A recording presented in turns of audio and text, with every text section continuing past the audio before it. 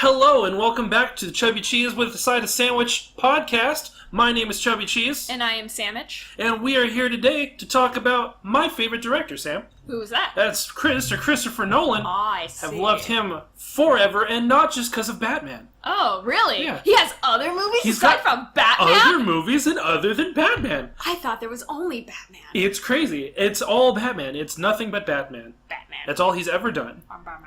And then, so he's done Batman and then a couple of other, we'll call them okay movies. Spoiler alert, they're actually some of the best movies ever. But before we get into it, I want to shoot the shit with you in what we're calling the Shoot the Shit block, STS for short. It's not sexually transmitted systems. It's Shoot the Shit. So, Sam, what's new with you this week? Well, last night really, I was up until 4:30 in the morning. Why would you do that to yourself? So after I got done hanging out with you and Conan, we don't hang out more than just this show. It's not like we're like best friends or anything. No, we're not. We're really not. We're really not. Why would you say that? I'm sorry. Why would you even imply that? I forgive my actions. So anyway, started driving home after dropping Conan off, and I almost hit a dog on the way up to where my grandma. How do you almost hit a dog? Was it just in the middle of the street? It was just in the middle of the street. Where was its owner? Nowhere to be found. Well, this was at sounds like an irresponsible dog. It was. The actual dog himself. I assume it was a man. A lady dog would never be caught dead in the middle of a street. Her name was Bonnie, and she was very sweet. We chilled out in my car for a couple of hours as I tried to look for her owners. Bonnie. Like Five Nights at Freddy's Bonnie? Are you familiar with Five Nights at Freddy's? Yes, see, you're not the only one to actually say that. See, I was hoping that maybe she has like a doggy brother named Clyde.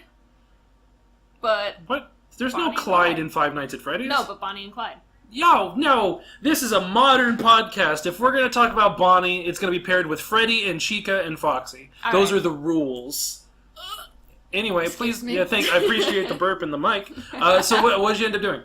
Oh, I ended up, first of all, I almost hit her, so I was like, was that a fucking dog? And I turned around in my car, almost hit her again because she crossed the street. Man. I then opened up my window, and I just kind of whistled.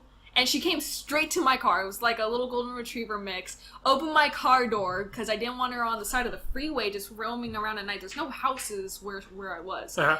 And she just sits in my passenger seat. Totally chill. Just chilling. Just chilling. And I just sit in my car and I'm like, okay, I have a dog now. Hey. What do I do? I noticed that there's a collar on her as well as a shot collar that's no longer working, I guess.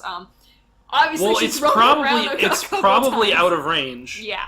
For one. And I think shot collars themselves are inhumane, but yeah, they are. Well, if this dog is roaming around next to a freeway at night, there's its owners are probably not good people. Yeah, probably not. Anyway, so what happened? So I take her collar, called the number on it a couple of times, no answer. It's like almost 3 o'clock at night, mind you, because Conan and I got food after we left your place. Anyway, called my mom. Quick aside, I just want to say, if you hear any slapping in the background, my neighbor jerking it. Is not jerking it because he's like a 12-year-old child. Why would you say that? Because he's a 12-year-old child, Sam. Sorry. But like I keep looking at. I just decided to leave the blinds in my my apartment open. Like the windows are closed, but the blinds are open, and I'm seeing this 12-year-old kid without a shirt slapping getting off topic from my story. Yeah, well, hold on. This is important. He's slapping a flip-flop against the stairs to my apartment.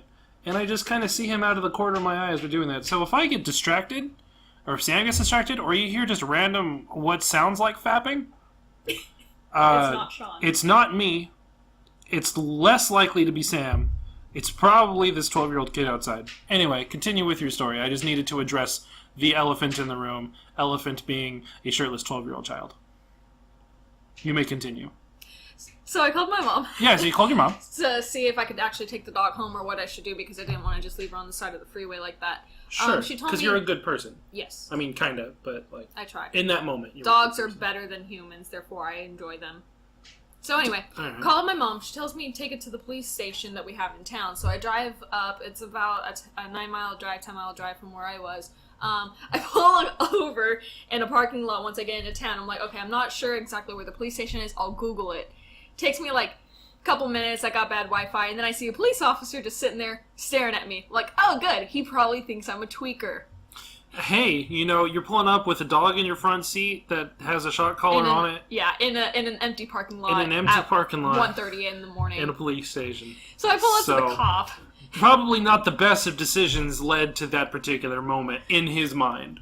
Yeah, exactly. So I pull up to the cop. I'm like, "Hello, officer," and he's just like, "Oh, hi."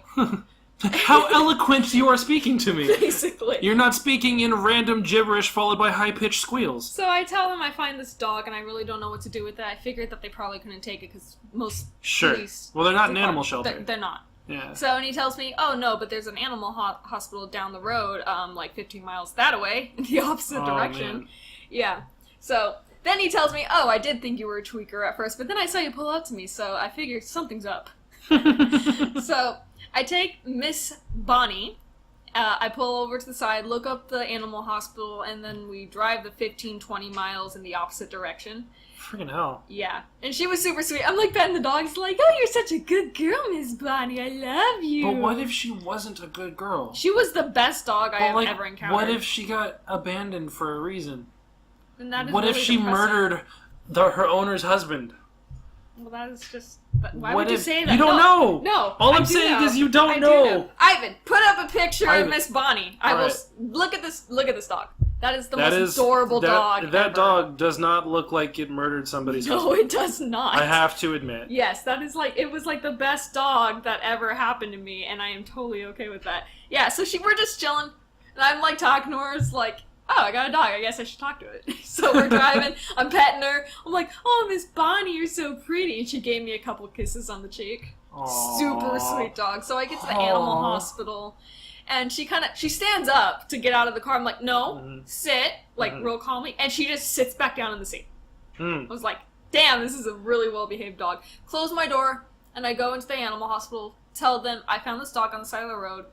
Can I leave her here for the night? Then tell her, nobody picks up this dog. Can I please come pick her up? I want this dog. Do you have space for it? You're not even living on your, you have people you're living with. I'm currently crashing right now because, yes. So you're not in a position to Homelessness is a thing, Sean! I know, but, you're not in a position to accept a dog. I know. But anyway, I figured I would find a place for her. Well, okay, that makes more sense. Yes. Sam, I love you, but, you can't...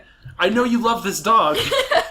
But, It's the best thing that ever right happened now, to me. there are better places for that dog to be than crashing And that's with what you. I meant, is, I would find her a home. So anyway, tell her the story how I found this dog, bring the dog in, we get her, checked out, totally okay, wasn't hurt or anything like that, super sweet.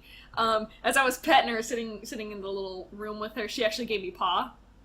Oh, it's gonna be okay. I gotcha. Yeah, It was so sweet. So, yeah, that was my night. As soon as I left the building, got to my car, I actually get a text message from her owner saying she lives at this, and this.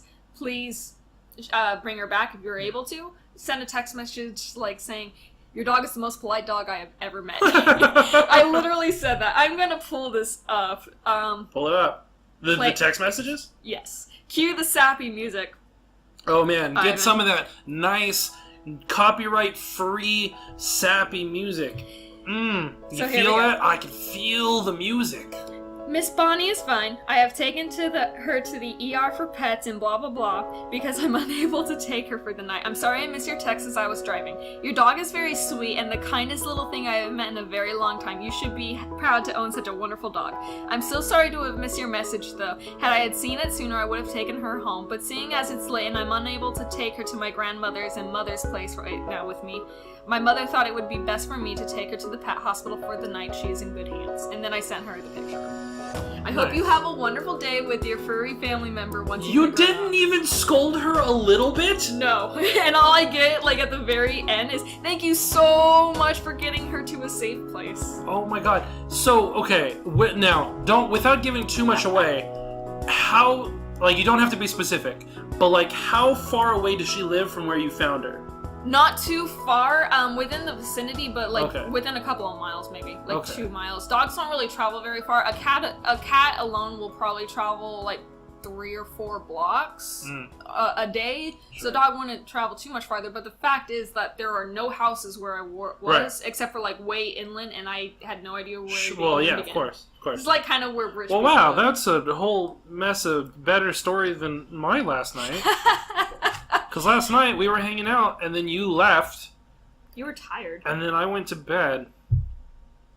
And then I woke up this morning. Darkness, my old friend. That's copyrighted. It's only 15 seconds. No. Anyway, so your night. What's up with your night? My night was, we watched, you said you hadn't watched Interstellar, which we're going to talk about later, which is like my favorite Christopher Nolan movie. Mm-hmm. It was definitely a very good movie. So I sat you down and friggin' made you watch it. With Conan. Yeah, with Conan. Other than that, I went to bed and right as you guys left. Because I got work at 8 a.m. and you guys left my place at like 1 a.m. Well, I was walking with Conan. I'm like, I'm kind of hungry. As we're walking in my car, he's like, "Do you want to get food? What's open?" I'm like, Denny's. If you guys made a Denny's run, we did not make a Denny's run. I swear to God, no, that shit makes me violent. I kind of feel like Jack in the Crack. Ugh. Yeah. Yeah. I'm glad I didn't partake. Do you want food? I'm like, let's go to Jack in the Box. No, God. Yeah. And then the events kind of came off from there after I dropped them off. Let me see, what else is new for me? Rick and Morty, season 3, premiered, episode 2 premiered. It was amazing. We will not be talking about Rick and Morty ever. We're not going to talk about Rick and Morty. Ever. On this podcast. It'll be... Will never happen. We've talked about it. We've never. mentioned it like 3 times. Yeah. This is the 3rd podcast. Every single podcast so far we've mentioned Rick and Morty, and we are never going to do a Rick and Morty podcast. Yeah. But we'll do it like 100 years after Rick and Morty has ended. 100 years. That's 100 years of Rick and Morty, and then 100 years on top of that. With that, we will never talk about it. I want that Szechuan sauce, Morty. I just, that's my series arc. It takes 9 seasons, Morty. I want that Szechuan sauce. Did you see that he got the Szechuan sauce? Yes, I did. So, I was just thinking that. If you go and check like Twitter right now, like Justin Roiland freaked the fuck out because McDonald's actually sent him the Szechuan sauce. Like they found it. They said it took months. And can you pull it up? Because I want to read the letter that they sent. I'm sure you've read it. You could go find it if you want to, but if you haven't heard the letter... Ivan, pull it up. Ivan, throw it up there. Throw it up. Yeah, throw something up. You got this. But McDonald's sent him like a 4-pound tub of the freaking Szechuan sauce and said some fans were going to get their hands on it too. And probably the podcasters who actually have more than several subscribers. How they did it. Oh yeah, we're not gonna get it. We're not gonna get it. We're not gonna get it. There's no way. We're not worthy. But other than that, I follow a lot of politics, and I'm not gonna get into it over this podcast. Like we could do a politics podcast one day. No. But we're not gonna get political on this show. I want people to like us. Yeah, exactly. Other than that, you got it? Yeah, I finally pulled it up. Yeah, it took goddamn 10 years. I know. Do you want to read it or do you want me to read it? I'll read it. Okay, so this was read it in Rick's voice. I think we should get Rick to read it. Rick, come in here. Rick. Hey guys, how's it going? Rick, we want you to read what was on Justin Roiland's Szechuan sauce. Why the fuck you want me to do that? Well, because... I don't know. It would sound good coming out of your mouth. Fuck. All right. Wow. This fucking sauce is your life, isn't it? Really got my balls in a vice here. All right. Let's see. For use in McDonald's restaurants, C1998M during limited promotional window, and then maybe 20 years later. Do not serve to mad scientists traveling with a teenage grandson, which, in my opinion, is goddamn bullshit.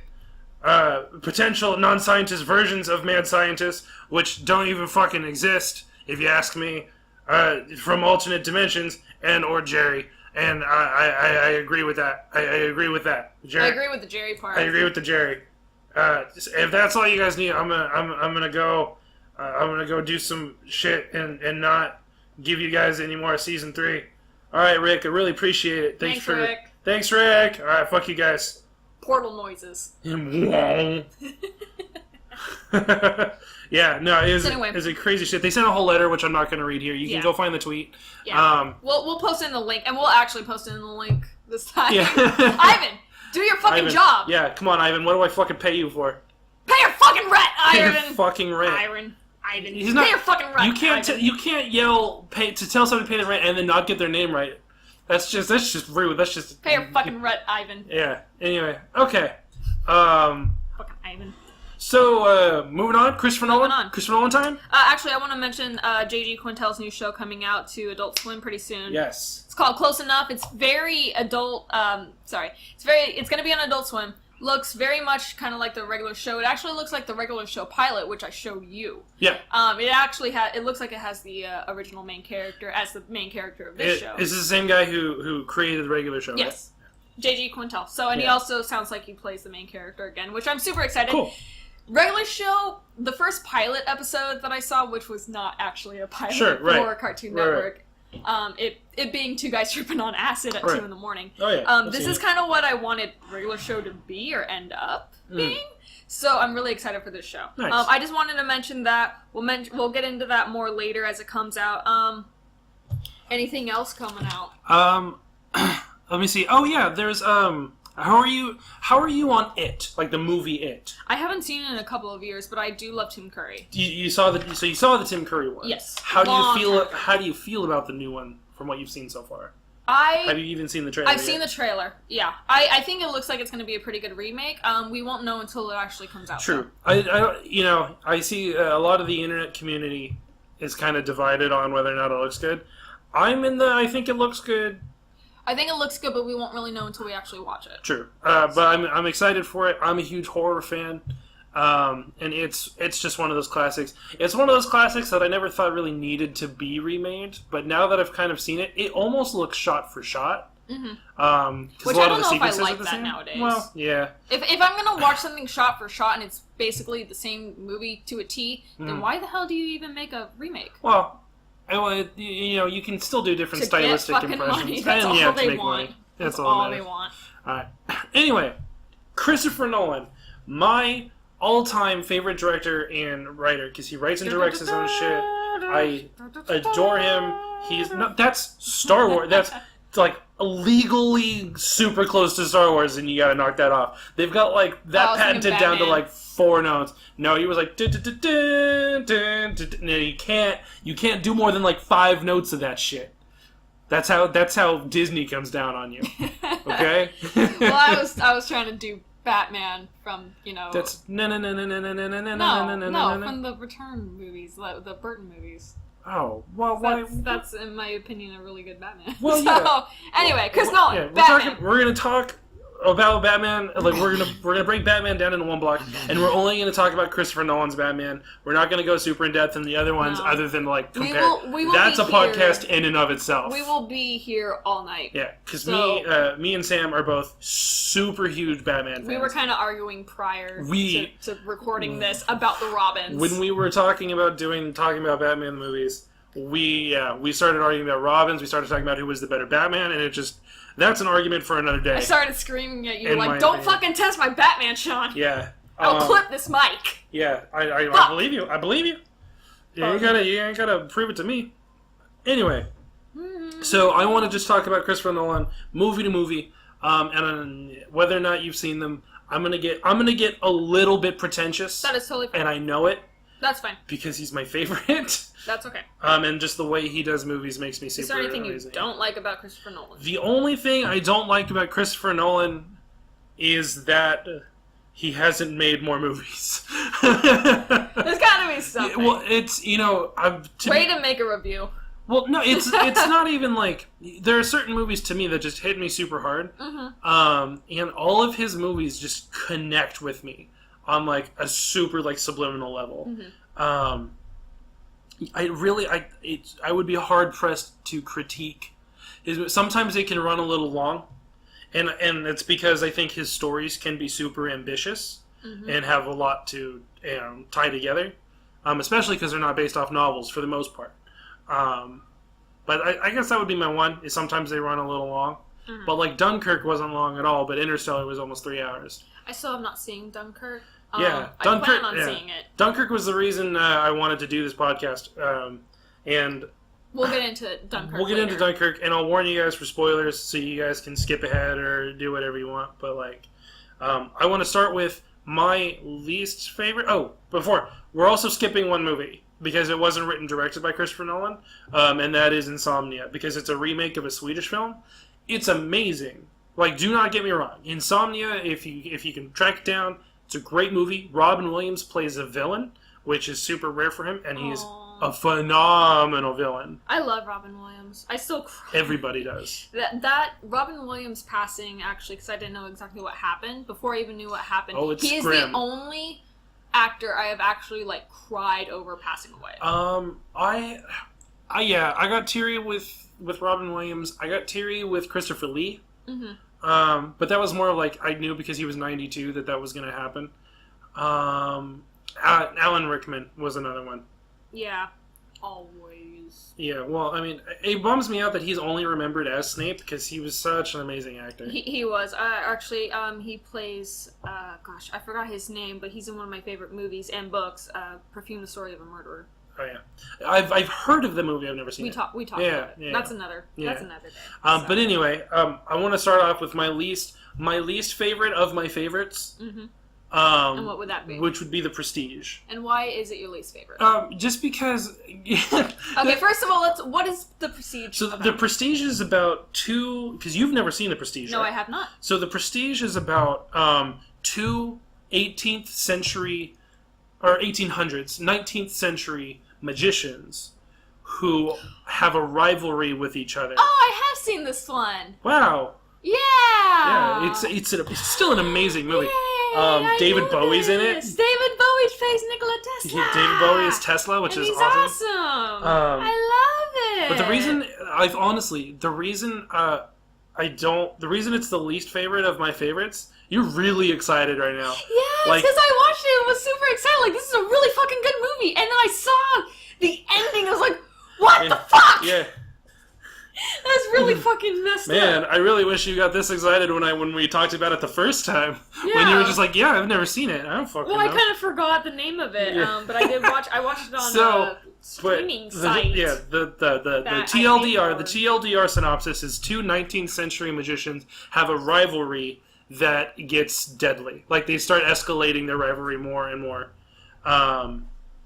And so, at one point, it's played by Hugh Jackman and Christian Bale are the two leads. But because Christopher Nolan uses all of the same people for the most part for his movie, for all of his movies, there's like Michael Caine's there. Who else is in that? Oh goodness. Okay, let me look. There's tons of. Well, don't even worry about it. There's tons of famous people in that movie. But the reason it's the least favorite of my favorites is because everything else is so good. Like, it's not to take away from how good The Prestige is, but like I didn't walk out of the theater or walk away from the movie like my life is different now. Well, I didn't know who to root for. Like, at first, yeah, exactly. It was such a good movie. Like, it was a good idea. Like, you got the magician who's been wronged, trying to get revenge on his wife who passes away in the dunk tank, or not the dunk tank. Right. Well, because Christian Bale's character ties the knot Yeah. wrong. And he doesn't remember which knot he tied. There's Right. two different knots. He could tie the slip knot and then some other... Yeah, it was one knot that they had used, and he's like, no, if we do this knot, it's better for whatever reason, and couldn't remember which knot he had tied when his wife passed away. Yeah. Exactly. Or when Hugh Jackman's wife passed away in the tank, which started the rivalry. So we got Hugh Jackman's character, and you kind of want him to get revenge. Mm-hmm. But it's not Christian Bale's character's fault. It was a terrible accident. Sure. So you kind of feel for Christian Bale. Like, he didn't mean for this to happen. Right. But they're all equally culpable, just because of how it escalates. You don't know who to vote for. You keep going back and forth, like, and they just keep getting nastier and nastier and nastier. Yeah. It's a great one. I mean, honestly, the twist ending, I'm not going to give away any twist endings here. I really, really want you to have the full experience of the movie if you haven't seen any of them. And Bowie's in it. David Bowie's in it, which by itself makes it worth a watch. Yeah, I was kind of looking over some papers. I think writing a paper as I was watching this movie, and then I look up. Yeah. And they're Bowie. talking about Tesla, and I see the eyes. I'm like, it's fucking David Bowie. David Bowie's in it. Andy Serkis is who I was trying to remember. Andy Serkis is in it. Michael Caine's in it. Hugh Jackman, Christian Bale. I love Michael Caine. It's so good. But what I love about the movie was, again, it's how just real it felt. Mm-hmm. And that's a testament to how Christopher Nolan does his movies. He tries to make them as authentic as possible. Mm-hmm. Like when he does big set pieces, he actually builds these giant set pieces as opposed to having them green screened in. Which, I don't know about you, but for me, being an animator and being able to create these 3D images and sceneries and whatnot, I actually would prefer seeing practical effects over 3D CGI. Practical effects are better than CGI, and I can say that with a degree in 3D animation, practical effects are almost always better than... Almost. Not always. There are some that are just really bad. Like Gollum in Lord of the Rings would not have worked as a practical effect. No, it would not. But the orcs did. And that's why I was super bummed out about The Hobbit with using the CGI orcs. I also kind of moving to Harry Potter real quick. The practical effects and the makeup on the goblins in the bank in Gringotts look so much better than versus Fantastic Beasts and Where to Find Them. Right. And, exactly. Yeah, it's just CGI. better. It's It better, looks but it's harder terrible. to do. And it's just an unfortunate trend in filming right now, in movies. Yeah. And that's why I'm really glad Christopher Nolan is really adamant about having everything as live action as possible. Yeah, it's because, like, as much as CGI and animation costs, it's still way cheaper to do that than to hire somebody to sculpt everything out. It's going to take way longer, too. Mm-hmm. So as somebody who worked for a sculptor, it takes way too much time, way too much money in materials, because you got to buy things such as what you're going to make the mold out of. You got to buy silicone and all this other makeup and other colors. You got to find pigments. You got to find the right mixture. It's insane. But, you know, in terms of when you have, like, large-scale, like, action pieces, like wars and stuff like that, if you can computer generate the fighters in the war and then have, like, a really wide shot of the fighter, that ends up being cheaper because you don't have to hire all these extras. Yeah. Funny enough, I actually didn't notice this until I was told to watch the background of it, but Quasimodo in The Hunchback of Notre Dame, the Disney movie, that was Disney's first movie to actually really do that. Right. They have all these CGI characters in the background during the festival, and they look awful. Yeah. They look so awful. So next time you go and watch Hunchback of Notre Dame, watch the festival scene and just look at the background characters. There's like literally like just 6 characters with different like shapes, and they're all dumpy as fuck. They look awful, but you don't really notice that due to the colors and whatnot because your eyes are watching Quasimodo, Esmeralda, and all the main characters, so it worked really well. Yeah. So that's a good example. Yeah, that's the thing. Like CG works best when it's not paid attention to. Exactly. Like I know we're straying far from Christopher Nolan, but just in movies in general, my favorite CGI in movie of all time is in Forrest Gump.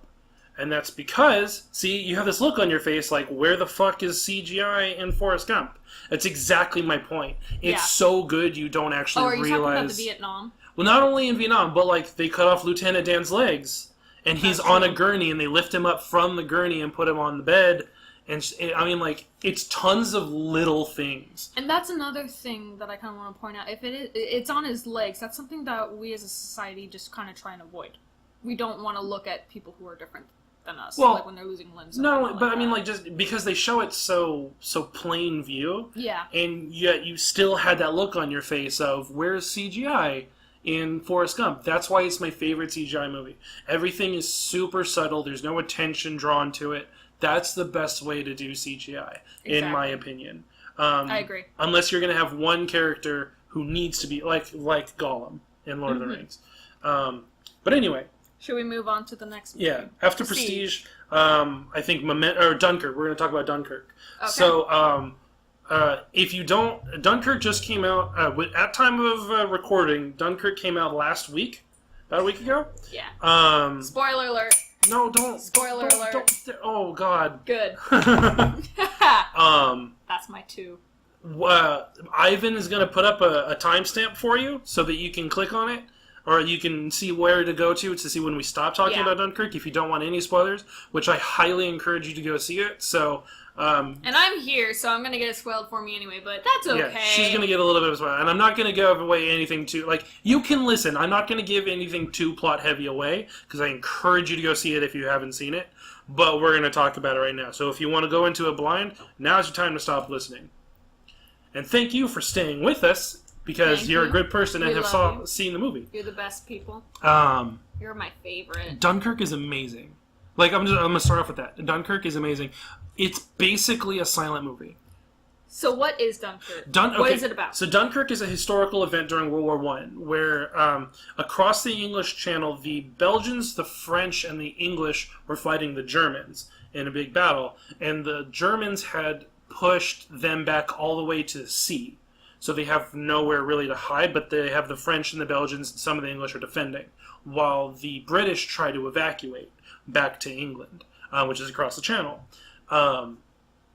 There's about, I think my numbers are right. I think it's 400,000 soldiers who went to Dunkirk, and in the end they save about like 35,000. And you know that going in, like you know that it's going to be a shit show. It's just gonna be a train wreck.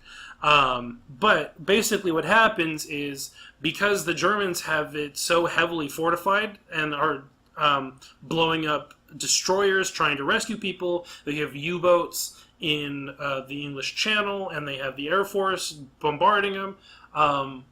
They can't afford to send any more destroyers to go pick these guys up. So what they do is they enlist the help out of a bunch of civilian watercraft that are almost commandeered by the Navy, and they get sent across the Channel to pick up these the soldiers and then brought back, as opposed to using destroyers and shit. Okay. So that's basically the story. I was never really good at history, to be honest. Well, so. It's one of those things, like, I was always super interested in history, but, like, it's very historically accurate. It's very portrayed, very realistic. Like, that was the first thing I noticed was war is not glorified at all during this movie. It shouldn't be glorified. Yeah, it reminded me a lot of Saving Private Ryan, but, like, a rated PG-13 Saving Private Ryan. That's good, because I only saw the first, 5 minutes of Saving Private Ryan, and it scared the shit out of me. It's super hard to watch. I was pretty young when I saw it, and I was like, holy crap.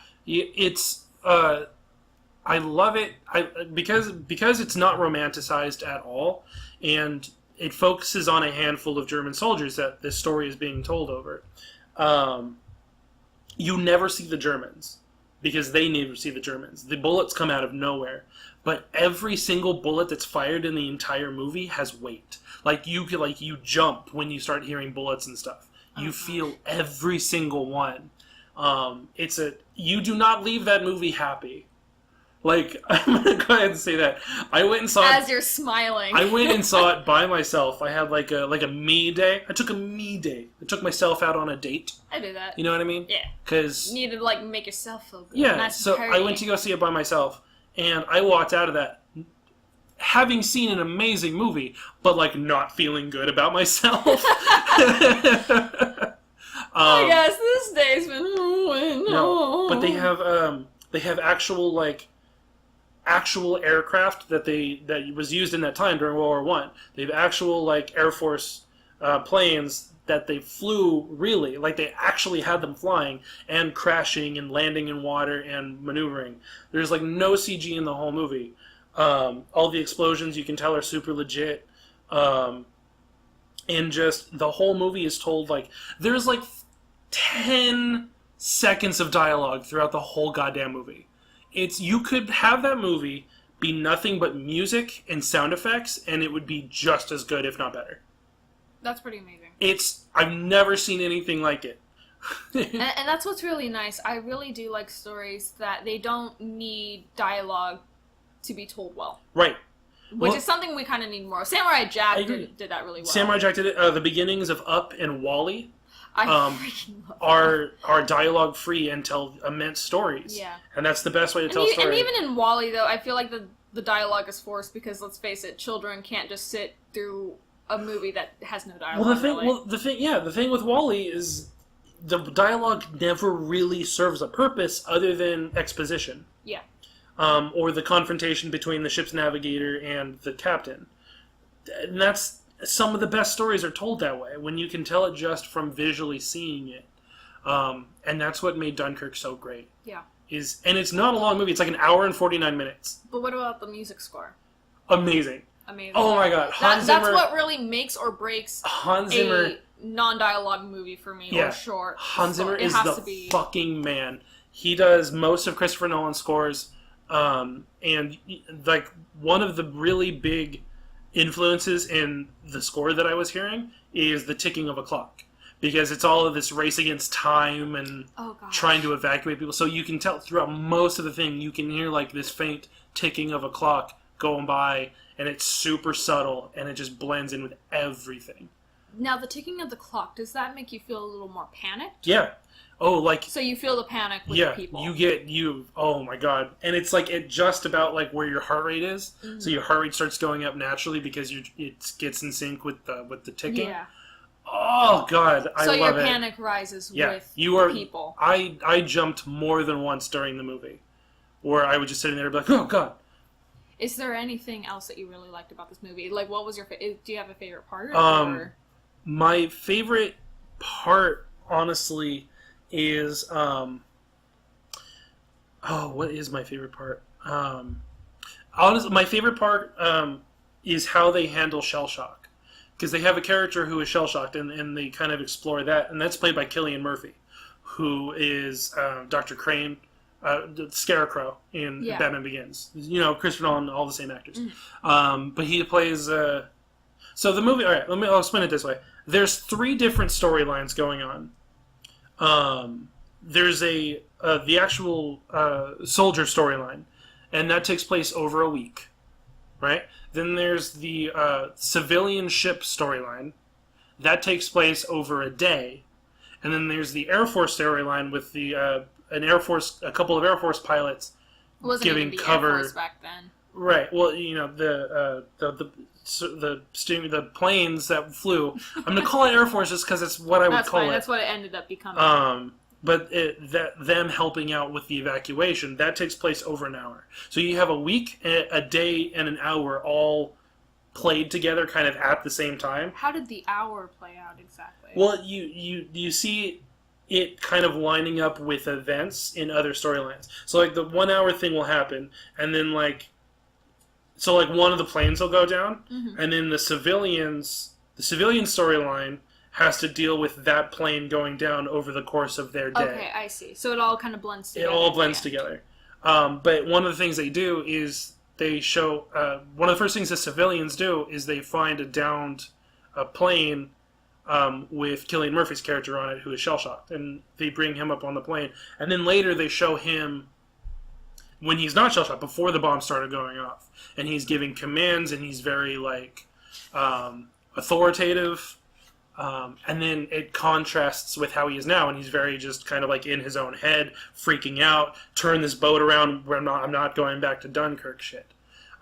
It's a really excellent way to tell the story, and it handles it very realistically. It handles shell-shock very well, which is a very difficult thing to do. Because it's not romanticized. That was my favorite part.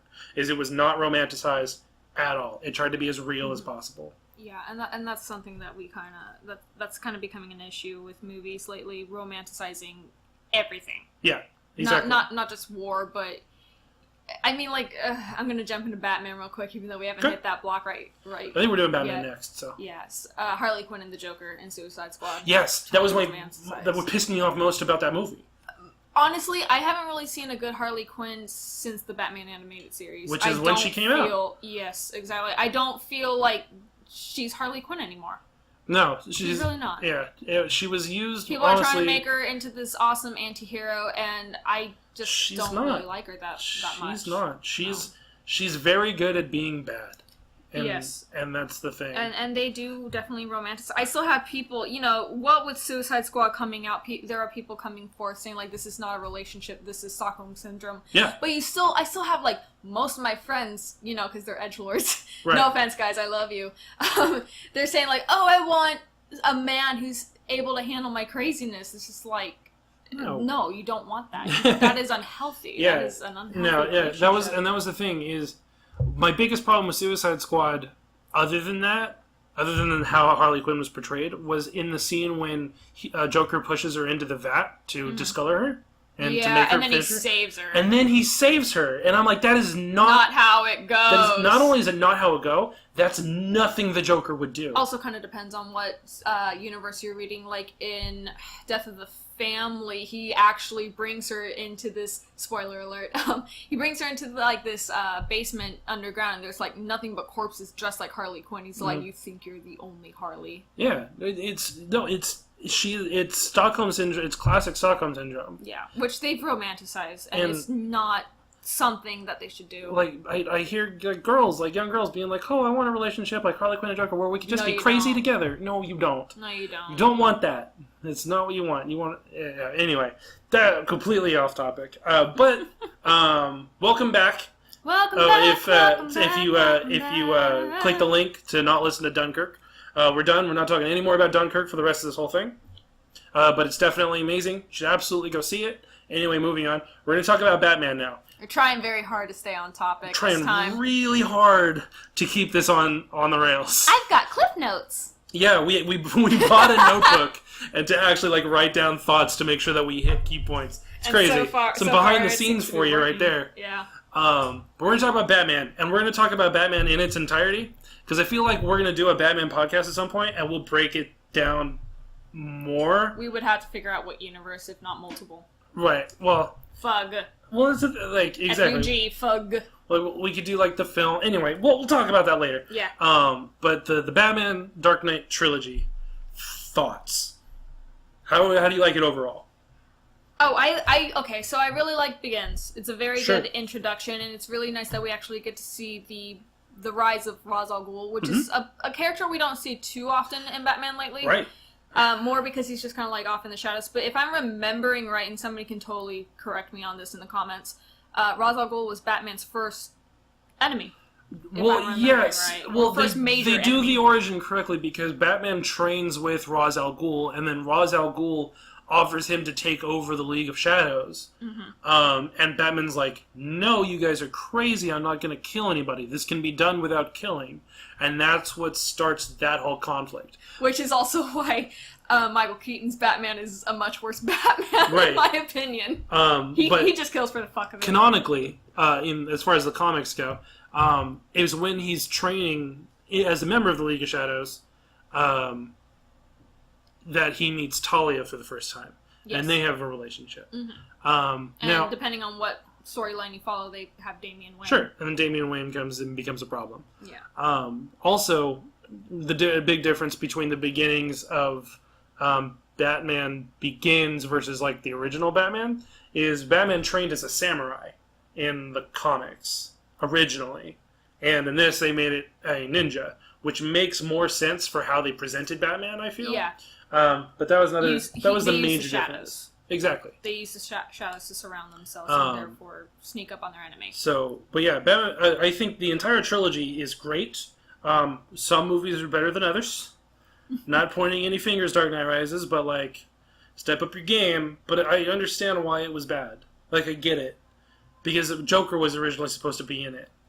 Yeah, in the original script. And Heath Ledger, bless his soul. And then when Heath Ledger died, they had to rewrite the entire movie. So that was why it kind of suffered. Yeah, which I'm kind of glad that they did that instead of getting another Joker. Oh, absolutely. Yeah. 100% agree with that. I mean, even if they got, a Jason Todd or Tim Drake to be totally brainwashed by Heath Ledger's Joker into thinking that he is the Joker, kind of like what they did in one of the Batman Beyond movies, I still wouldn't feel okay with it. No, yeah, I completely agree. The Joker is one of those characters I'm really glad that... part of me is glad... I'm not glad that he died, but I'm glad he's only in one movie. And that the Joker is only really talked about in one movie. I didn't even know that that there was a Batman Begins until after Dark Knight Rises. Oh, really? Yeah, I didn't know. I had seen it. I didn't know that it was part of the same movie. Yeah. Man. So, that being said, The Dark Knight really can stand alone by itself. Yes. It's a great standalone movie. The Dark Knight, you could, having not seen any other of the Batman movies, could just sit and watch The Dark Knight. And Heath Ledger played a phenomenal psychopath. Oh, the best Joker. Yes. He was the best Joker. On screen, yes. On screen. I personally like Nicolas Cage. But I like Nicolas Cage? Sorry, Jack Nicholson. Whoa, that is something hold I do. on. I don't know why. Let me explain. I don't know why. This is just something I do. I frequently mistaken Jack Nicholson with Those are two actors you should never... I don't know why. It's just a thing. You know, it's funny. I actually get Jack Nicholson and Robert De Niro.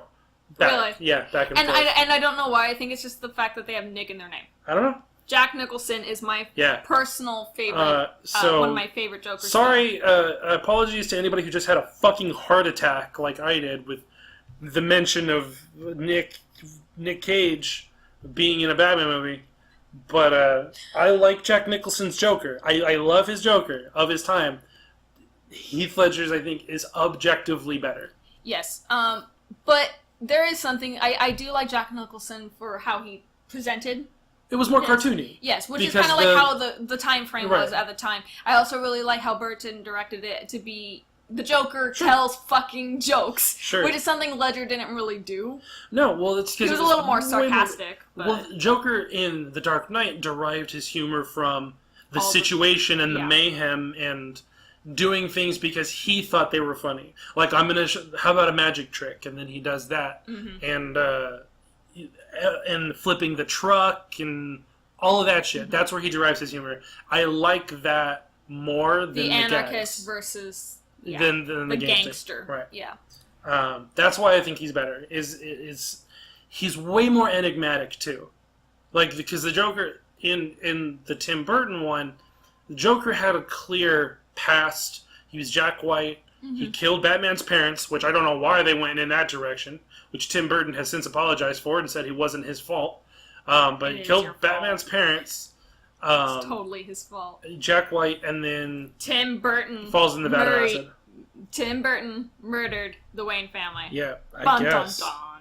But yeah, the Joker for The Dark Knight has no backstory, and that's the way it should be. Which is how it should be. Yes, the only past that we have of the Joker is knowing that he originally went under the persona of Red Hood. Right, and that's just in the comics. Mm-hmm. In the actual movie, he just is. He just appears out of nowhere, which I did like. He makes his own clothing, knives, no papers, no fingerprints, no nothing. It's like he appeared out of nowhere. Yeah, he's the true antithesis to Batman, because Batman came out of nowhere.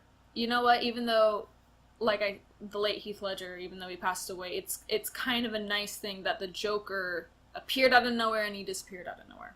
Well, yeah. I mean, once they finally got him, and it just cuts, he laughs, and then it cuts, and that's the last you ever see of him. That's the last you ever see It's the way it should be. Christopher Nolan knows how to direct a fucking movie. Mm-hmm. And I'm so glad that Warner Brothers let him keep creative control, which is something they haven't done for the new the DCU. No. They let him, he asked for creative control, and they gave it to him, and made 3 amazing movies. I mean, The Dark Knight Rises... They made 2 amazing movies, and then another movie. I love The Dark Knight Rises. I haven't seen it since it actually came out. Well, then you even have a dog in this fight. I have no fucking opinion. My opinion doesn't matter. The Dark Knight Rises is a very good movie. The problem with it is it has to be compared to the other 2. And it is weaker than the other 2. Okay. But it is a very good movie. It's a phenomenal movie. I love Bane as a villain. I love how they do Bane. I kind of wish that they made him a luchador.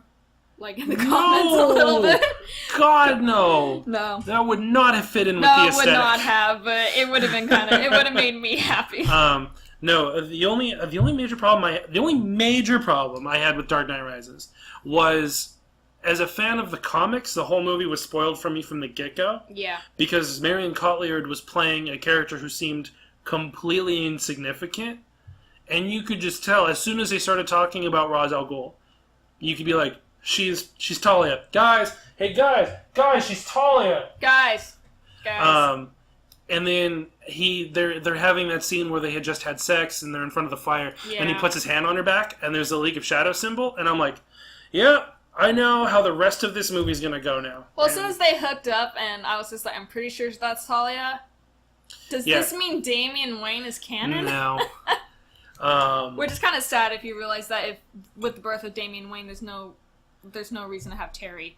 if you follow the Batman Beyond. Yeah, there's no reason. Well, again, I'm glad they didn't do Robin. I'm glad that Robin was a side character and kind of an afterthought. Yeah. I'm glad it was just focused on Batman. Yeah, and we're basically assuming that Robin, whose name is actually Robin, is Tim Drake. Not Tim Drake. Well, yeah, yes, Tim Drake. Yeah, it would be the detective, the kid who figures out Batman's identity. Yeah. I really like Dick Grayson. Dick Grayson is my favorite Robin. Sure. And then next actually would probably have to be Damian Wayne. I don't like Damian. For being a dick. I don't like Damian. I don't wanna say Jason Todd. Just because he ends up... He's an asshole. No. Jason Todd has always been an asshole. Jason Todd has always been an asshole. They literally killed him off because he's a ginger. Look it up. Well, yeah. Anyway. I think the movies are amazing. It's a testament to Heath Ledger's acting ability, the fact that he won an Oscar for playing a Batman villain. It's just phenomenal acting through and through. None of the movies are bad. Like, people say The Dark Knight Rises is bad. That's really not It's only bad in comparison. It's not nearly as good as The Dark Knight. Not even close to being as good. It's still amazing. It's still one of the best Batman movies I've ever seen. Is Anne Hathaway your favorite Catwoman? Between Anne Hathaway and Michelle Pfeiffer? Yeah. Yeah. Really? Anne Hathaway is my favorite. That's only okay. I'm gonna say a couple things. It's gonna probably give me the internet equivalent of getting shot in the street, which is Batman Returns with Danny DeVito as the Joker or as the Penguin, and Michelle Pfeiffer as Catwoman is my least favorite of those four. It's really my favorite because Michelle Pfeiffer does just a fantastic job in my opinion. I don't like Michelle Pfeiffer in the role. It's really interesting though to see how the city transforms from the first Batman movie to the second Batman movie Returns, because the city itself gets so much more cartoonier with these Felix the Cat looking cats just all around the city. The colors pop, especially when you get to the Riddler and freaking hell yeah, Tommy Lee Jones, Tommy Lee Two-Face. Jones. Which I really don't understand. I don't know if this is still part of the same universe. I mean, Val Kilmer as there was no universe. The shared universe wasn't a thing back then. Yeah, it was just such an odd It's thing. a different director. It's a different Batman. It's a completely different thing. Well, Harvey Dent was African American in the first two movies. Well, he was Billy D. Williams. Yeah. He was Lando Calrissian. I was super confused when... The only, same was Alfred. Yeah. Because the guy who plays Alfred played Alfred in all four. Alfred is what ties all the universes together. It's just the same Alfred throughout the entire thing. Throughout every universe, there's only one Alfred. There are multiple Bruce Waynes, but only one Alfred. So Anne Hathaway is one of my celebrity crushes. Yeah. I adore Anne Hathaway. I love everything she's in. Even the Princess Diaries? Princess Diaries, yeah. Is that what it was? Yeah. Yeah. Conan was actually talking about that too. He's like, I freaking love her in Princess Diaries. I love her. And he is like one of the manliest men. Yeah. Pull up a picture of Conan, Ivan. Throw up a picture of Conan. Thank you. Thank you, Ivan. But I love Anne Hathaway, and I really do like her rendition of Catwoman. Is it because she showed a lot of butt? A little. There's a lot of butt. No. She's having a little too much fun on that motorcycle. I like her costume more than I like Michelle Pfeiffer's. I like Anne Hathaway more than I like Michelle Pfeiffer as an actress. I like her version of Catwoman more than I like Michelle Pfeiffer's. I genuinely like. There's not a lot about Dark Knight or the Batman Returns that I like. I like Danny DeVito's Penguin. And before everybody starts screaming at Sean and unsubscribing to our channel, people have the right to be wrong. Yep, I am aware that I have an unpopular opinion, and I don't care. Yeah. I've watched them all. I have them all on DVD. They're some of my favorite movies. I won't put tacks in your bed tonight.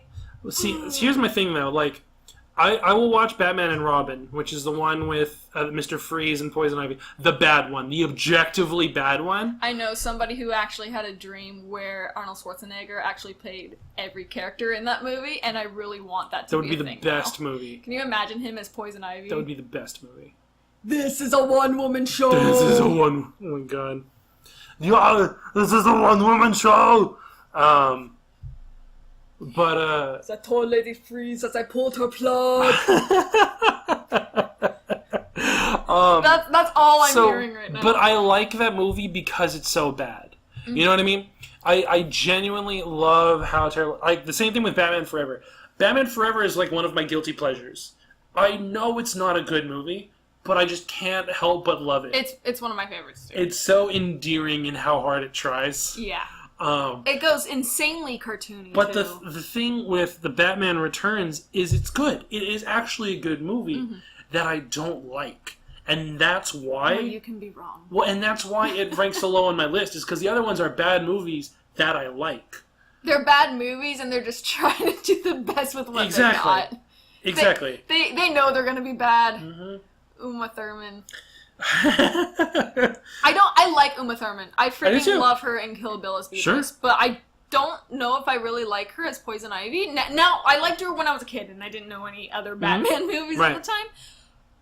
But now that I've it's grown bad up and in I've comparison. Read, that I've read all these comics and whatnot, I've seen a bunch of other movies, I'm not sure if I like her so much. But she did a pretty good job. Yeah. Oh, yeah. Something that's for the source material, I mean, like, as far as, like, the script goes, I mean, I feel a lot of that wasn't her fault. By the way, if you take Dance Like Uma Thurman from Fall Out Boy, and if you play it to Kill Bill or the fight scene in Batman... It lines up perfectly? It lines up pretty well. That's awesome. Go ahead and check that out. That's awesome. Ivan, get to work. Ivan? No, don't make Ivan. I feel bad for Ivan sometimes. Don't make Ivan do that. Pay your rent, Ivan! Pay your rent, Ivan! Fucking Ivan! Give that money I give to you back to me. You bought it for crack. Crack. Ivan, and not like crack the drug, like crack and sweaty cracks. Like he compulsively buys cracks in the sidewalk. Like he goes to town hall, he's like, I want to buy this crack. And I'm like, Ivan, you can't just buy cracks. He's like, I can buy cracks. It's what I want. And then I'm like, no, Ivan, you can't. It's worthless. Like, it may be worthless to you, but I love it. Ivan's got problems, man. But he's our editor, and we love him. He's glaring at you right now. Yep.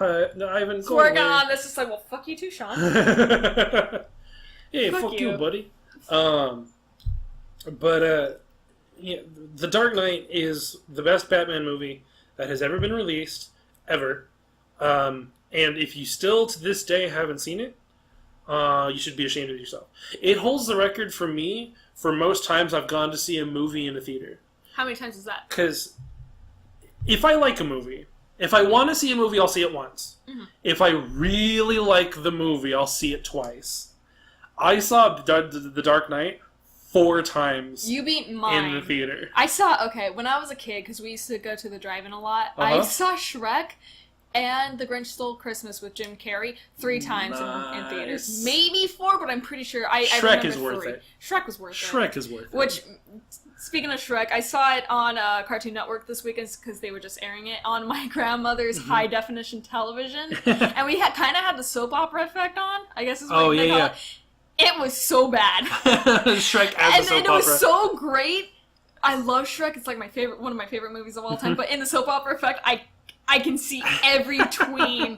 The lighting for the fire, by the way, is so bad. It basically just kind of. Oh God. Oh God. It kind of. It was of its time. It's like what, 2001? Oh yeah. I remember watching that movie and being completely blown away. Well, it was revolutionary at the time. Yeah. Now there's 6 of them in a musical. And I remember.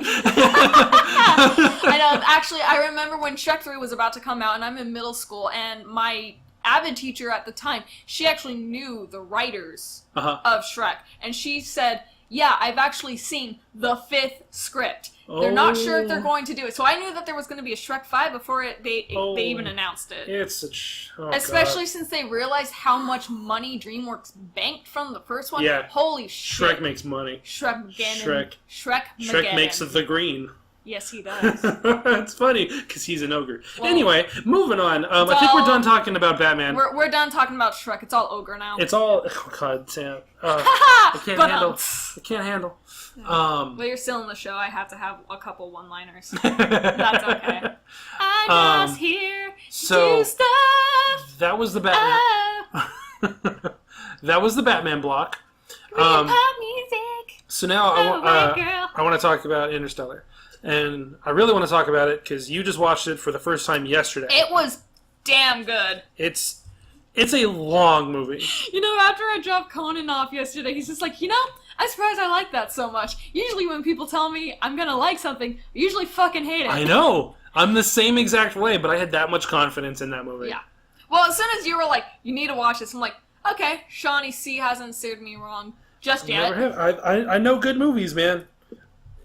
I know good movies and Batman Forever. You know what I mean? Batman. Never. Oh. Oh, snap. Oh, shit, son. Oh, goodness gracious me. So sorry for the Batnips. Fuck. Which George Clooney actually apologized for publicly. I think at the Comic-Con last year. There's that butt shot of him when he's putting on the uniform. That might be Val Kilmer. You know what? They used to say Robin now that I think about it, too. Yes, Chris O'Donnell. Yes. Uh-huh. So Alfred and Robin are the same. But he was only in 2.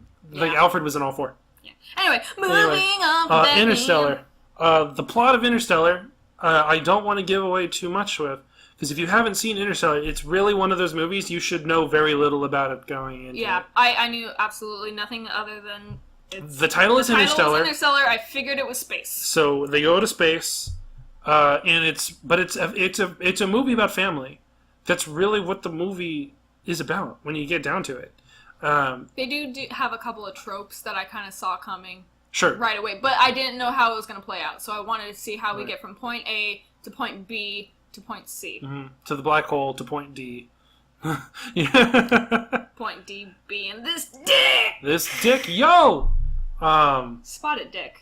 Like the dessert. Who's got a Harry spotted Potter. dick? What? Harry Potter. The dessert. Oh, spotted dick. Spotted dick. Sounds delicious. Sounds, British people are odd. Sounds salty. Anyway. No, Interstellar, it's about a father who has to leave his children on Earth because the Earth is dying. It's 80%. Well, it's the black. Basically, it's a dust bowl that covers the entire planet, and the crops are dying, and so they have to go find a new planet to live on that humanity has to live on. We're running out of food and we're running out of oxygen. Right. That is the short version of the movie.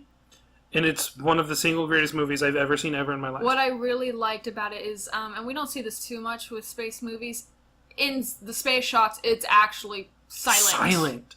Which is how, space, you can't hear anything. Exactly. It's pure quiet. And that was what, 2001 A Space Odyssey pioneered, was using silence to an effect.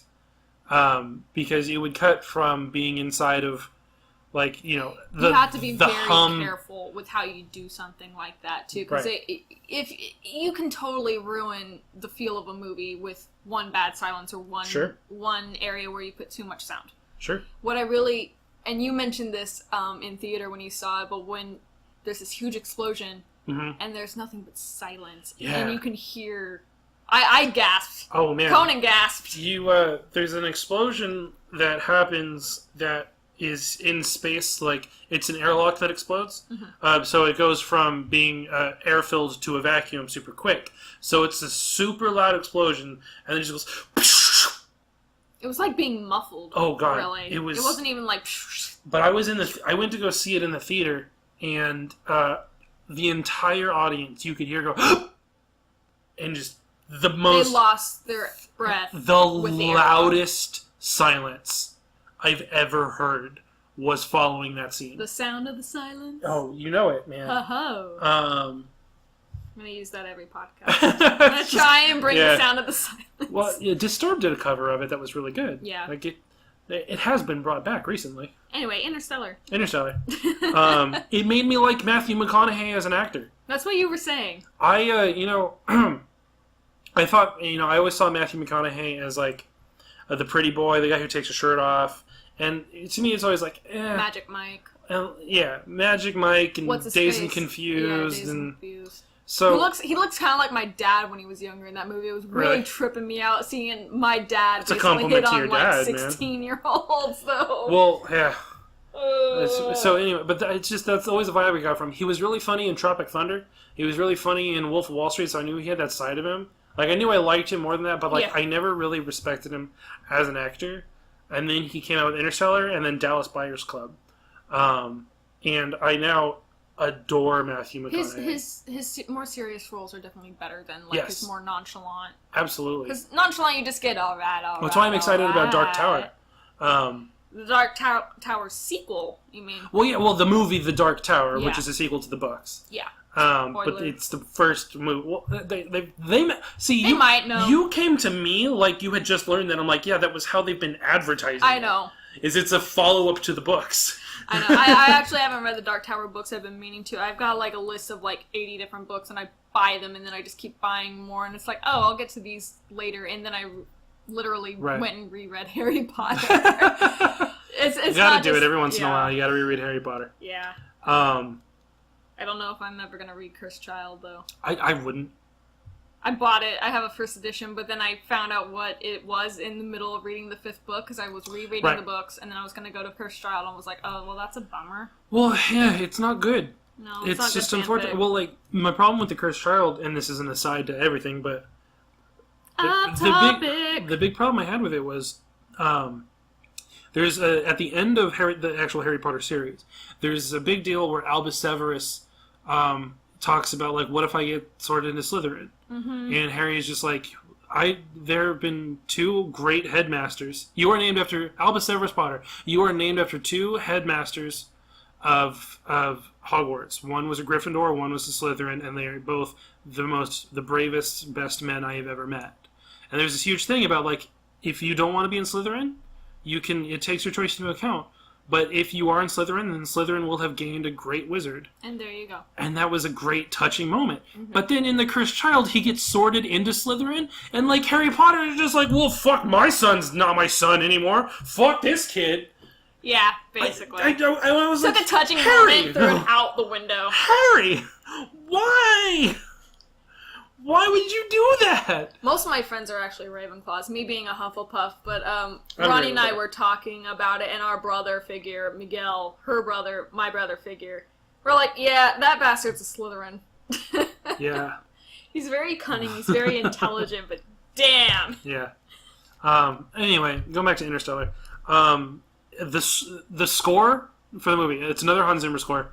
I have to make special mention of it, because I found this actually really interesting when you told me. So, the score is one of the most beautiful scores for any movie I've ever heard ever. And it was one of the ones, like, I actually wanted to go buy the movie score, and I hardly ever want to do that. Mm-hmm. But I went out and actually looked for it. And luckily my friend bought it, and I was able to just get it from him. But, so, the actual score of the movie, Christopher Nolan didn't give Hans Zimmer any direction that he wanted. He didn't tell him that it was a sci-fi movie. He didn't tell him it was called Interstellar. He just gave him a 1-page set of dialogue between a father and his son. That was all he had given him. And Hans Zimmer took that, and it reminded him of his relationship with his son, and wrote this most beautiful, touching score. The actual music makes me emotional. And not saying that the son doesn't mean anything, right. But the main focus is with Matthew McConaughey and his daughter. Mm-hmm. Yes, the son is just kind of like a part of the story, and kind of becomes this very somewhat angry adult as he grows up without his father. Well, it was the family. Yeah, he grew up without his father. Said, my father didn't raise me; Grandpa did. Yeah, because he left.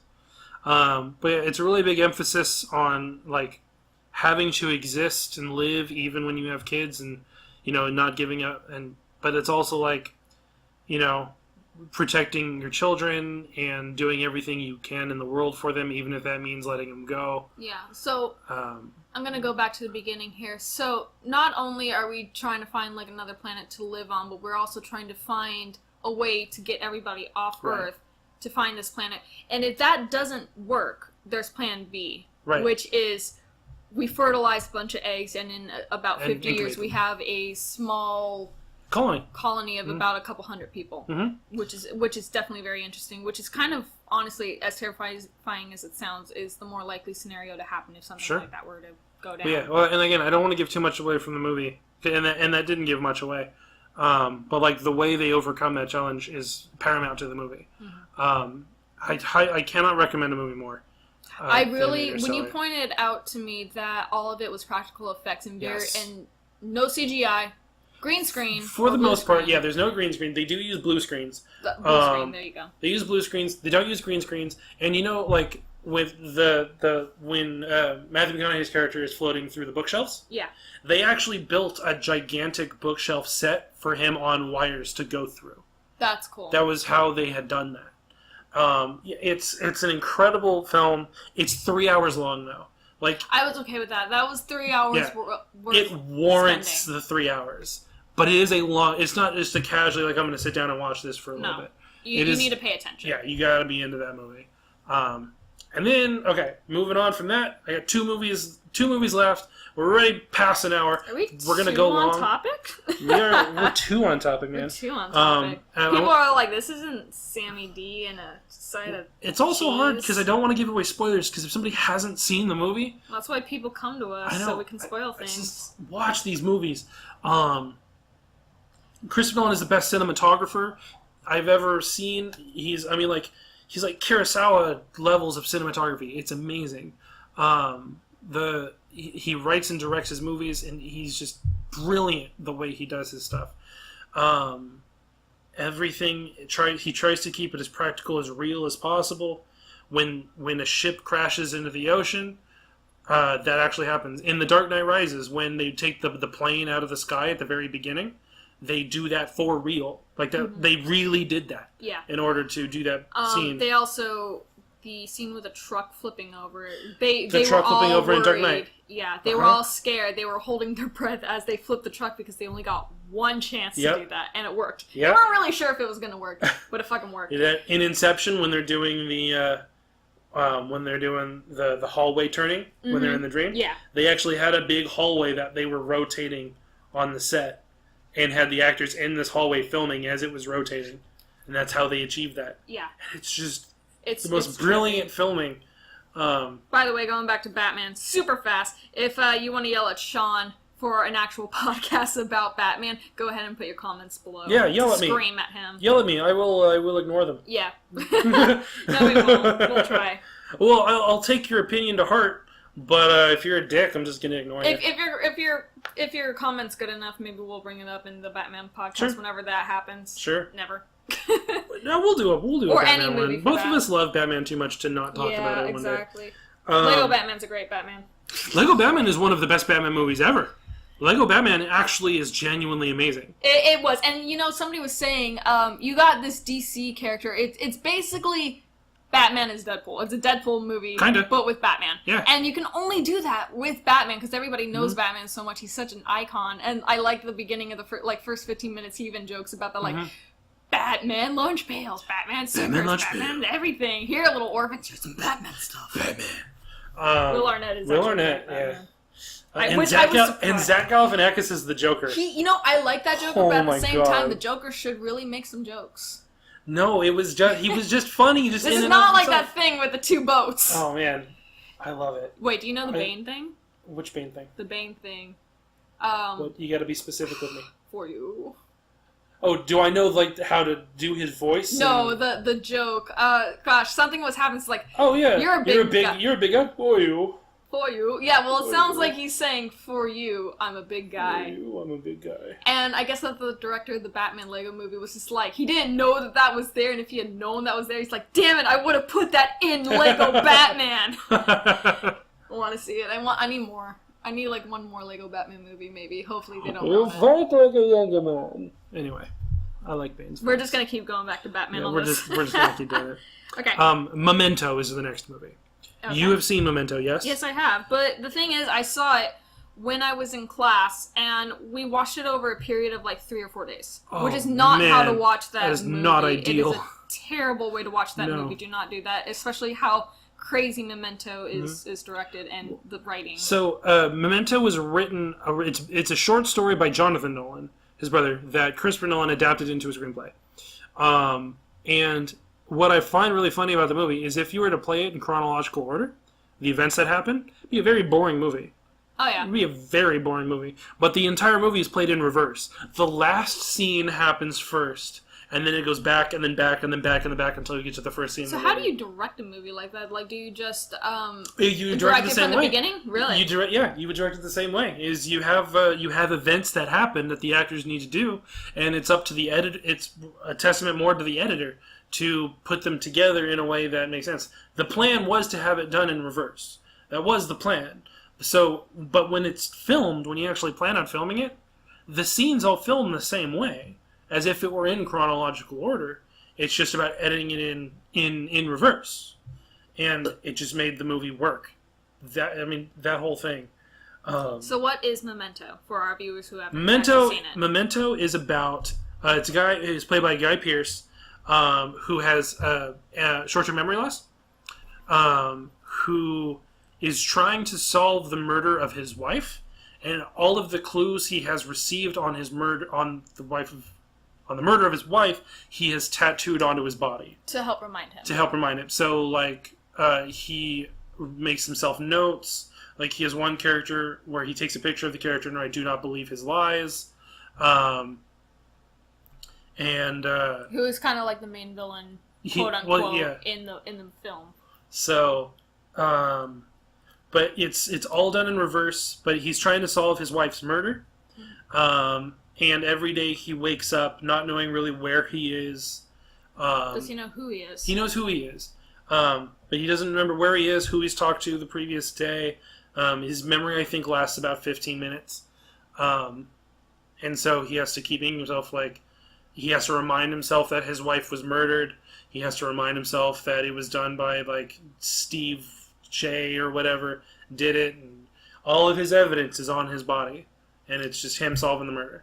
And if it were done in chronological order, if the scenes were placed that way, it's a very boring movie. One of my favorite scenes, actually, it's we come back from, like, a flashback, and he's just running through, like, a junkyard. He's like, where am I? Yeah. Oh, I'm being chased. Yeah. I guess I'm being chased. Or am I chasing this guy? And he goes to hit the guy, and the guy hits him. He's like, nope, I'm being chased. And I thought that was great. I was like, holy shit. Yeah, Guy Pearce does amazing. That movie was, I think, his first major theatrical release.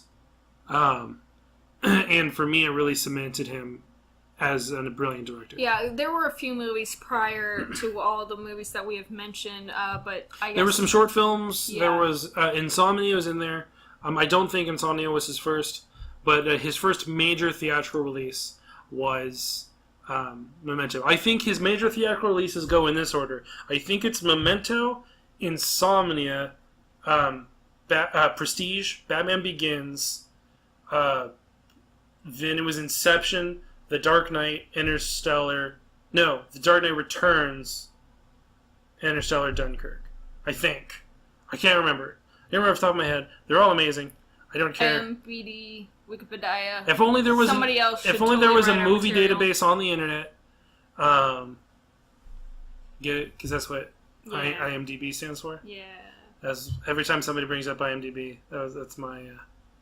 The more you know. Yeah. Yeah. Which we don't know much of. Yeah. I'm tired today. You're tired. I was up at like super God, somebody kept me up until 1 a.m. Fucking, I had work at 8 a.m. Well, Crazy. I had a dog with me. Yeah, so at least you enjoyed your 4 a.m. Your 4 a.m. journey. Miss Bonnie, she's my baby girl. She's so precious. I love her. And then the only other movie to mention is Inception. Which I think pretty much everybody's seen Inception up to this point. I saw it when it came out in theaters. I was actually seeing this guy at the time, and we were going to go see it, and there were these two guys in front of us, and they started talking to us about Jamie Lee Curtis, of all things. Jamie Lee Curtis. She's like, a fine wine, I just want to tap that. That's weird. It was really weird. She was in some movie that was playing at the same time. So anyway, they then ask us when we say we're going to go see Inception, they're like, so how many times have you seen it? Once, twice, 3 times? Yeah. We're like, this is the first time we're seeing it. Like, oh, you're going to need to see it at least like 3 more times. Mm-hmm. That's all I ever heard from people, because they just didn't get it. Right. And then we sat behind this one obnoxious guy who basically looked like comic book guy from Worst Simpsons. movie ever. Yeah. Mixed with, oh gosh, the curly hair dude. Ivan, throw a picture up of the guy with the glasses from 30 Rock. Like they got together, had a baby. The guy with... I don't even know who you're talking about. Ivan will know. Ivan will figure it out. Ivan will figure it out. So anyway, yeah, and like as soon as we were done with the movie, he's just like, yeah, so they make it teeter at the end of the film, the little top. so that they make you think it's the reality. Well, I'm just like, I don't know. I'm gonna solve the whole movie right here. That was why I wanted to save it for last. Oh, okay. Spoiler warning. No, do not clank. Do not clank that glass again. I saw you reaching for it. Don't do it. Don't. I'm getting mayoed. Spoiler. Oh, God. Spoiler. Please stop. I'm stopping. So, it's Ivan's problem. Yep, Ivan's got it. He listens. Cool. He listens with headphones, so he gets to deal with that Fuck shit. you, Ivan. I'm gonna solve that whole movie for you right here. All right. Do you need a pad and paper? No, I got it all up here, yo. No. So, the beginning of Inception. The Inception's all about dreams and going with dreams within dreams. And Inception is the idea of planting an idea inside someone's mind. And if you don't understand that concept, just watch the Rick and Morty episode. Rick and Morty does an episode where they joke about it. The actual movie, I think, is pretty straightforward. Yeah. I didn't need to watch it more than once to really understand. I kind of got it. It took a couple viewings before I the theory I'm about to give you, before I understood that. Mm-hmm. And then I looked it up afterwards, and it's actually like other people have had this theory as well. So, I'm going to ask you a really important question, and you got to remember as much as you can about the movie. Okay. What is Leonardo DiCaprio's character? Yeah. What is Cobb's totem? I would think that it would be his wife's top. Well, that's the thing, it can't be the top, because when they talk about totems, mm-hmm. what does Arthur tell Ariadne about totems? Like, what are the key pieces of information that they give? Let me. That only you know the feel. Yeah, only you know how it feels, so it can't be used against you. Yeah, and the weight. Yeah, so if you're dreaming, it won't feel right, and you'll know it because nobody else you can't mimic it. So, Cobb's top that he spins, because it was his wife's. His wife knew the weight and the feel. So in the dream, then that Maul kind of controls his dreams. The top is completely useless. Okay. Because it violates the main law of totems. So the question is, what was Cobb's totem? They don't tell you. No, they don't. You are expected to believe it's the top. Yeah. But they never go into what his totem was. What's his totem? His totem is his wedding ring. And if you watch the movie, now with that knowledge, he flaunts his left hand. When he's dreaming, he's wearing his wedding ring. And when he's not dreaming, when he's awake, the wedding ring is completely gone off of his hand. And you can tell because he flaunts his left hand freaking everywhere throughout the movie. Isn't there even a scene where he's just spinning it or playing with it? I don't think so, but I think they make it super bright on his hand. I think they went back in post and made it brighter to really make you kind of see it. Yeah, to make you really see but it. But it's a subtle detail that they never point out. Usually I hate stuff like that. They did that in She's Out of My League. They did that with her eyes. Oh, really? Yeah, and I think that she's got the David Bowie thing going on. She's got one green eye, one blue, and they make it super apparent, and I hate it. Wow. You only really notice it when you're looking at her face on. But something like a ring, which I didn't even really notice it. Mm-hmm. And usually I'm pretty good at those things. I haven't seen the movie in a while, mind you. I own it, but so I kind of like that detail. So anyway. With that knowledge. At the very end, when he spins the top, he's not wearing his wedding ring. So therefore, he is awake. That's how that was the decision I had come to. That being said, there's tons of evidence to the contrary. There's tons of evidence that show that he's dreaming. So, a couple things are his children are in the exact same pose. They're wearing the same clothes. We're in the same clothes. They're in the exact same pose. They behave the exact same way. And he hasn't seen them for a while for years. Yeah. Yeah, and they're the same age. Mm-hmm. They didn't age. That's another one. When he's walking out of the airport when they land in the United States, everybody he was with, including Cillian Murphy's character, all look at him as he's walking by, which in a dream is a significance of knowing that somebody's a dreamer, right? So they're trying to find the source. So there's that, and then there's the illogical assumption that Saito has the amount of power to make one phone call, and have them drop murder charges on Cobb, and he's just a free man. Well, maybe he knows like the same people. I'm not gonna get into it. Well, no, I mean, like, he buys the airport. Yeah. Like they said, like, we need to buy a plane. And he's like, well, I bought the airline. So, like, it's just an unreasonable amount of just not only just money, but power and God, I don't know. There's a lot of evidence to say he's dreaming. I think he's awake because I think the wedding ring is the most concrete detail. That he's not wearing it, and so the whole top is just a red herring that you're supposed to pay attention to, but that ultimately is completely meaningless. And he takes his wedding ring off when he's awake, you say? Well, it's not that he takes it off, he's just not wearing it. He's not wearing it. Yeah, when he's dreaming, his wedding ring's on. And that's how he knows. They never talk about it. They never talk about it, but that makes sense. That's how he would know, especially if it is his wife's dream. She knows the top. Mm-hmm. She probably only remembers him ever wearing his wedding ring, and that could be why he takes it off. True. I mean, it's one of those things that makes sense. You got to fill in the blanks in your mind, and that's why I love that movie so much. Yeah. Is because you could watch it. Two people could watch the same movie and have two completely different interpretations about the movie.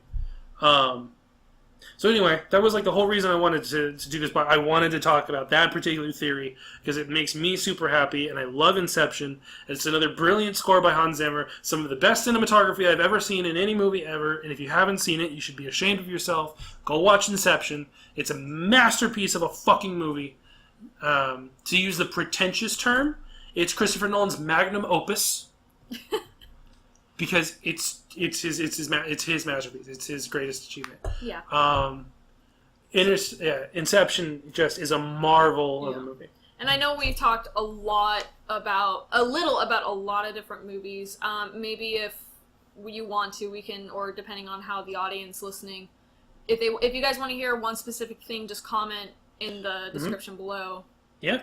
And let us know, like, if you want to see more, or if you want us to talk more about movies, or more like if you want Sean to talk more about movies. Yeah, this is your podcast. That's totally fine. If you want me to talk about shit that I love, I mean, I'm happy with that. Absolutely. I'm just kind of sitting here drinking my coffee. Don't make me talk about Game of Thrones. Don't make me talk about Game of Thrones. I don't like Game of Thrones. I want to talk about Harry Potter. It was Harry Potter's birthday this weekend. It was Harry Potter's birthday this weekend. And the fucking... It's 19 years later. What? So this is the year Albus Severus goes to... Hogwarts. And I didn't get my letter again. You're way past 11. I can try. Does the Wizarding World have colleges? I'm okay with that. But they don't take FAFSA. But and you can't like go audit a class at the Magic College. You can't just be like, oh, somebody write a fanfic. Oh my god! Sammy Deedley in your fanfic. I'm in Hufflepuff House because I have nothing else going on for me. There's so much fanfic out there of Harry Potter. Like, I don't even want to get into it. Write a fanfic of me going to college. Write a fanfic of me going to college. Why don't you write your own goddamn fanfic? Because I'm not talented enough. Don't put that on the listener. Because I want to read just mountains and mountains of other people's trash. Not that you guys write trash. For the record, anybody who's an aspiring author, I appreciate what you do. No, I want them to make the worst fanfic I would love to read it. Put Sanic in it. I would love to read it. I would be happy to read anything you wanna send me. I believe in you. Always. Don't listen to Sam right now. She's just being mean and rude and hurtful. I've got coffee.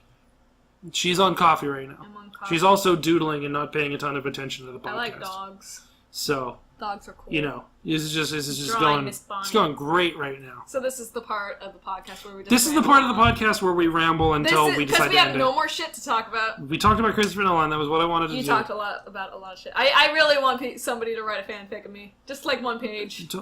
Just do it. God. Just do it. Write your fanfic of me in the comments. Why don't you do your own goddamn fanfic? You can write your own fanfic. I believe in you. I've already started.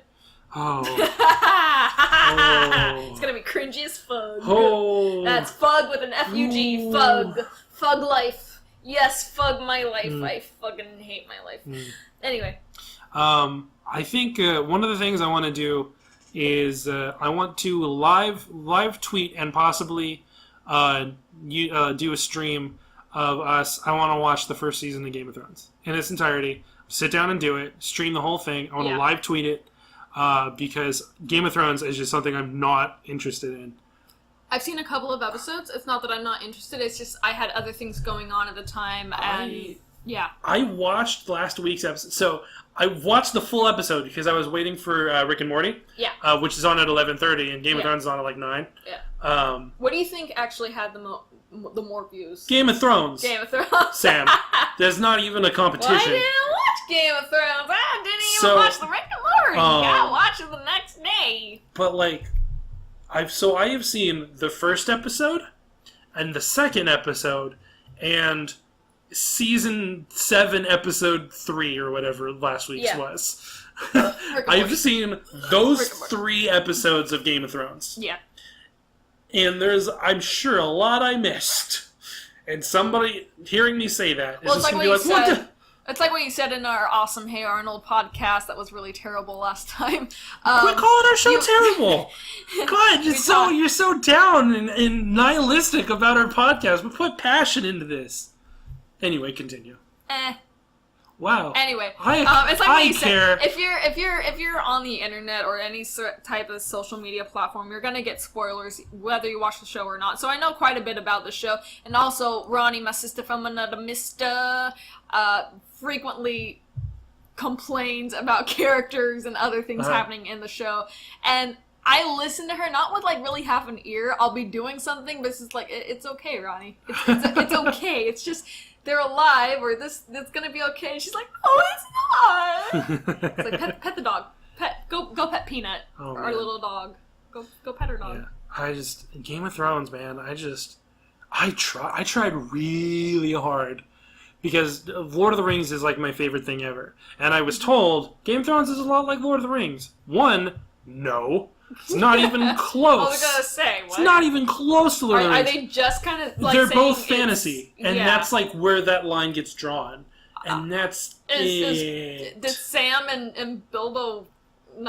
Did you not even know the characters in Lord of the Rings? No, I'm just rambling. It's like, well, is there like a lot of sex going on? No, that's the thing. Exactly. I don't like. So one of the things I don't like in a TV show is what's called sex position. Yeah. Which is where they talk about really important things, but they do it with like boobs in the background, so people are paying attention. Yeah. And that pisses me. I mean, like I feel like give some credit to your viewers. Yeah. Because it feels like you're patronizing us. One of my favorite shows that I was watching with my dad a couple years ago was actually Spartacus. And my dad really liked that show. It was super good. There's tons of penis in Spartacus. Yeah, but that was like his one thing. It's like, I really wish that they would take a lot of, like, most of the sex out. Sure. And I kind of had to agree. It's not that I don't. I'm not big on sex on TV. It's not a thing it's very in your that face. Gets me going. You know what I mean? And it's also like, show the entire girl, but not the entire guy, because that's a little weird. But we can show them to be fair, on the screen. And I know straight women who will agree with what I'm saying. Yeah, I'm one of them. The feminine form is great to look at. It's beautiful. The male form is not.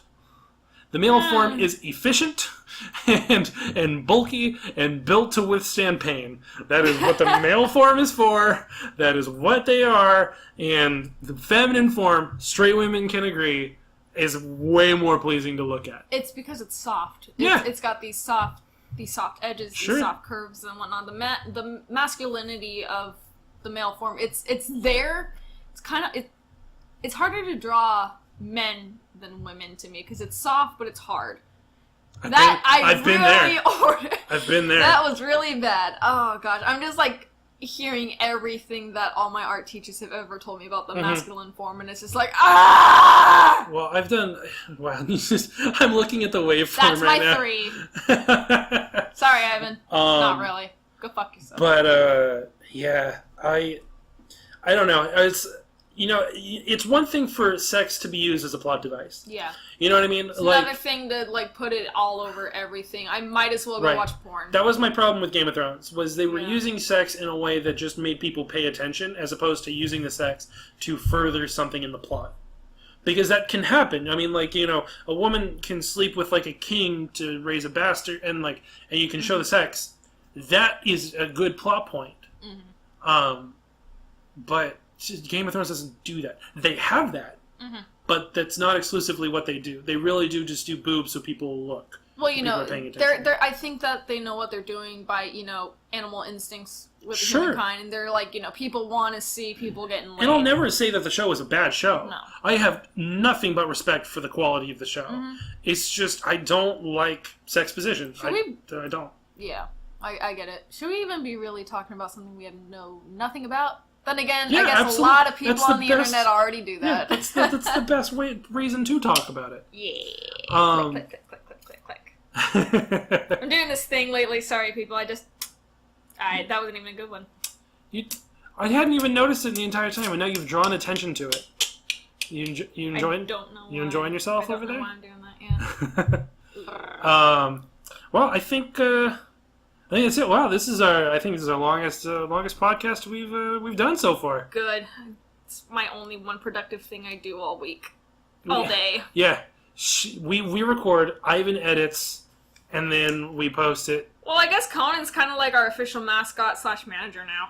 Mascot. I'm gonna go with mascot. Manager, meaning he just sits in front of the computer, not touching. We don't pay him. He's not a manager in that I don't pay him. He gives us a thumbs up, like that was good. That was bad. That's okay. Yeah. That's just terrible. Edit it. Do it. We're good. All right. Well, maybe we'll get Conan on the show one of these days. Well, I've mentioned him enough. Conan and I have gotten pretty close. We've been hanging out a lot. Yeah, maybe. You never know. Anything can happen. Yeah. What do you think we want to talk about next week? What do you think? Not Rick and Morty. Not Rick and Morty. I think we're gonna wait till the season's done and then do an actual Just keep mentioning Rick and Morty. Yeah, we're gonna keep mentioning it because it's the most. Everybody else is freaking out about Game of Thrones right now. We're all about Rick and Morty. Just mentioning this too, I don't know about everywhere else in the world, but down here in sunny SD, we got a lot of Hayao Miyazaki movies in theaters right now. Do we? Yeah.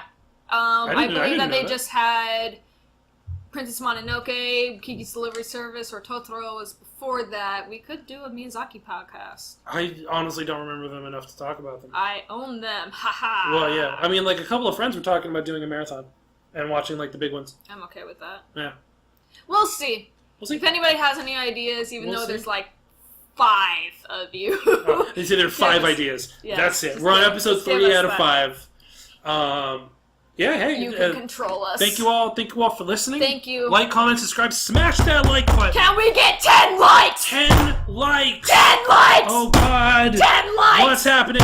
Oh, stop it. Rent, I'm sorry for the thing I started.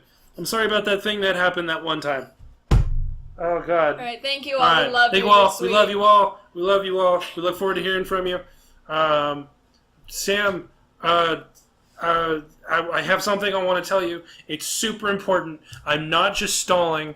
I'm not just saying things that come off the top of my head. I got something really important I need to tell you.